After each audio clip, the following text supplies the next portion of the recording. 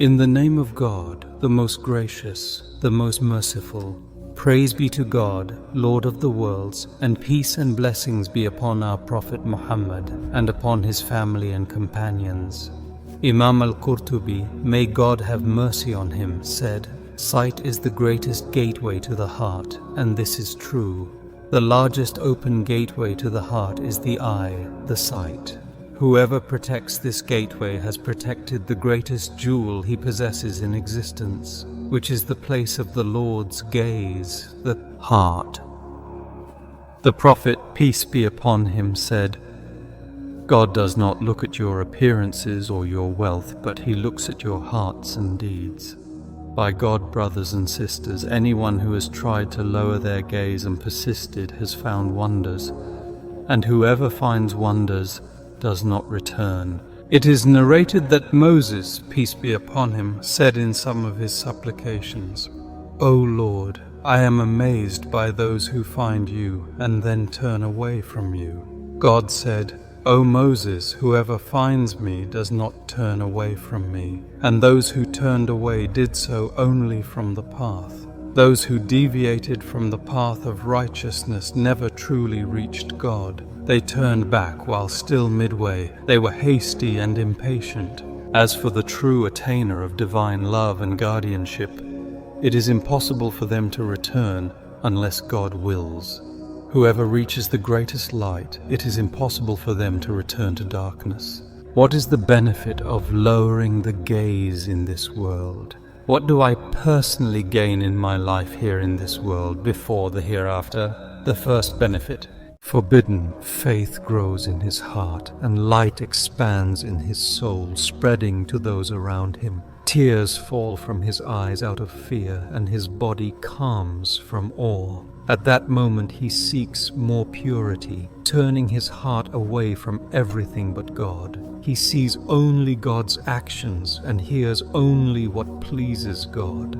Then his heart tastes the sweetness of God's closeness, as mentioned in the sacred Hadith. "When I love him, I become his hearing with which he hears and his sight with which he sees."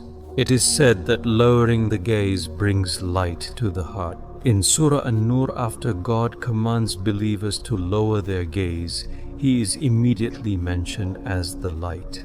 Ibn al-Qayyim, mercy on him, said about lowering the gaze brings light to the heart, while letting it wander brings darkness. That's why God mentioned the verse of light after commanding to lower the gaze, saying his light is like a niche containing a lamp, meaning his light in the heart of his faithful servant who follows his commands and avoids his prohibitions. When the heart is illuminated, goodness comes from all sides. But when it darkens, clouds of misfortune and evil approach from everywhere. Without that light, one is like a blind person groping in the darkness. What is the virtue of lowering the gaze in the hereafter? The Prophet, peace be upon him, said, "Guarantee me 6 things about yourselves and I will guarantee paradise awaits you, and lowering your gaze is a key reason for entering it."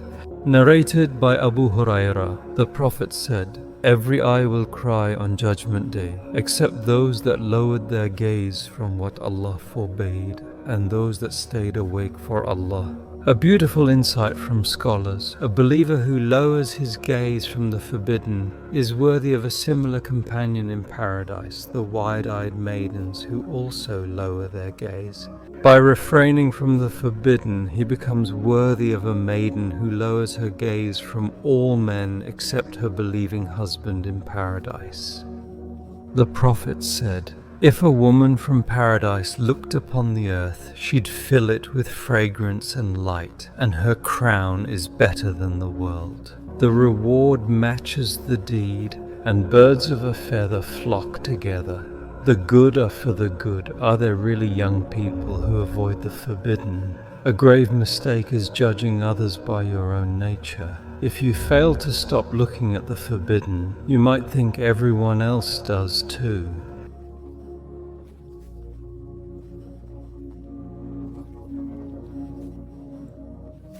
The undeniable truth is that some young people have sincerely repented and reached divine love, protecting them from even a single forbidden glance. You feel it in your life as the sweetness of faith and a strong sense of closeness to God. Then if you continue, the Merciful honors you with a tender heart for His remembrance and the joy of tears, a heavenly delight that leads one to the higher realm. As it is said, whoever lowers their gaze, their tears flow from the fear of God. If they continue, the eye of insight opens, the eye of the heart, bringing them signs and revelations that tell of God's love and closeness. Then after that, prayers are answered. If one reaches this stage of life with God and this level of happiness, it is impossible to prefer worldly pleasures over this heavenly sacred elevation. This is one of the greatest rewards God gives to His faithful servant. For whoever leaves something for God, God compensates them with something better. What is the evidence for this statement?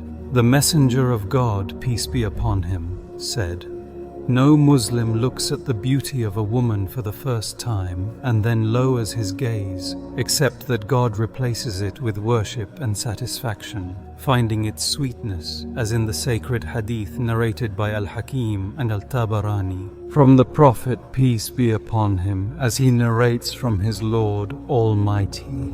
Mujahid said, "Lowering the gaze from what God has forbidden brings about love of God." One of the righteous said, "Whenever a Muslim lowers his gaze from love,